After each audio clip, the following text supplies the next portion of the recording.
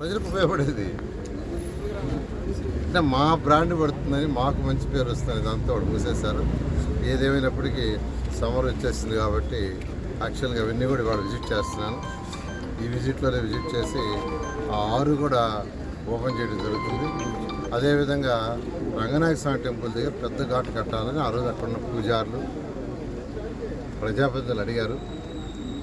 ఆడ ఆల్మోస్ట్ అయిపోయింది, just only finishing చేయాలి. దాన్ని గత 5 సంవత్సరాలు వదిలేశారు.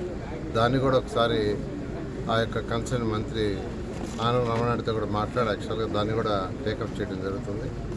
ఈ విధంగా 2014-19లో ఒక మున్సిపల్ కార్పొరేషన్ ఉండాలి అన్నీ టేకప్ చేసాం. ఇదేనిది కాదు. వాటిలో మేము 90% పూర్తి చేసాం, 10% కొద్దిగా ఆగిపోయినాయి. For example under ground drainage, drinking water. దీనికి 2014-19లోనే 1100 కోట్లు ఆ రోజు ముఖ్యమంత్రి గారు శాంక్షన్ చేశారు. ఆ రోజు కేంద్ర మంత్రి గారు వెంకయ్య నాయుడు గారు హట్కోలో లోను ఏర్పాటు చేయటం, ముఖ్యమంత్రి గారు దానికి గ్యారంటీ ఇవ్వటం, స్టేటే కట్టేటట్టుగా తీసుకొచ్చాం. అయితే 165 కోట్ల వరకు ఆగిపోతే దాన్ని వదిలేశారు. అయితే మళ్ళీ 165 కోట్లు మేము ముఖ్యమంత్రి గారు అడిగితే ముఖ్యమంత్రి గారు యాక్సెప్ట్ చేశారు. అది కూడా బహుశా నెక్స్ట్ మంత్లో శాంక్షన్ చేస్తుంది.